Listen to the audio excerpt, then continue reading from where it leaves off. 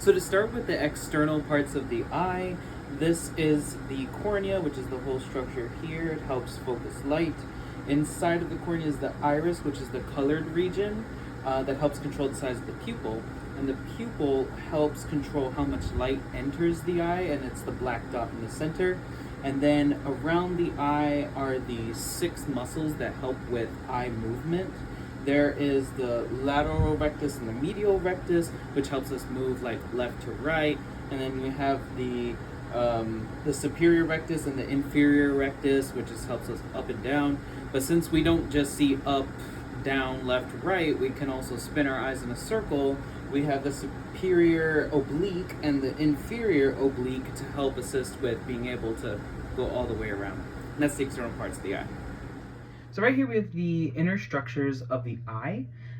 This is the cornea, which is a clear like layer that focuses light into the eye. Behind it is the anterior chamber.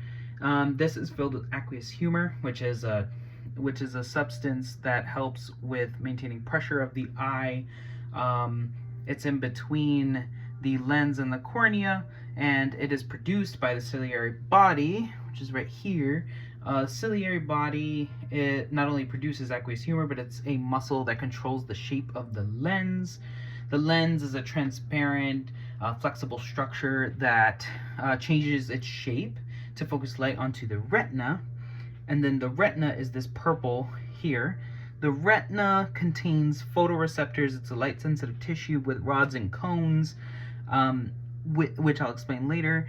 The macula is a central part of the retina. It helps with detailed vision. Within the macula is the fovea centralis, which is where the highest concentration of cones exist, and cones are responsible for detailed vision and color. Again, I'll explain later. And then this is the optic nerve, which this is the nerve that helps send the visual information. Let's see, this is the choroid. So the gap in between the purple line and the black line is the choroid layer. The choroid layer helps with providing nutrients to the retina. The sclera is the white part of the eye. The vitreous humor here is all this in orange. It's like a gel-like space that fills the eye from the retina to the lens and helps the eye with its shape. And then how could I forget? The pupil, which is the dark hole in the center of your eye, helps with controlling the amount of light that goes in the eye, and the iris is the colored part of the eye that also changes its size as well, also helping with controlling the light that goes into the eye.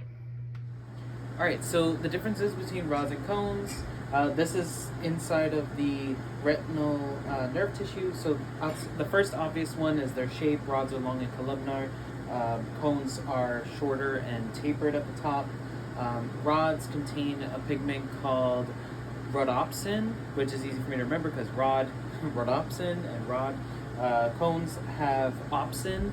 Rhodopsin is a pigment that helps us see in more sensitive light, like low light, dim light, whereas opsin helps us see blue light, red light, and green light. And then, so it's mostly for like day and also detecting color. Also, there are more rods in the eye than there are cones in the eye. Rods are also located more in the peripheral retina, whereas cones are more located in the central retina in the fovea.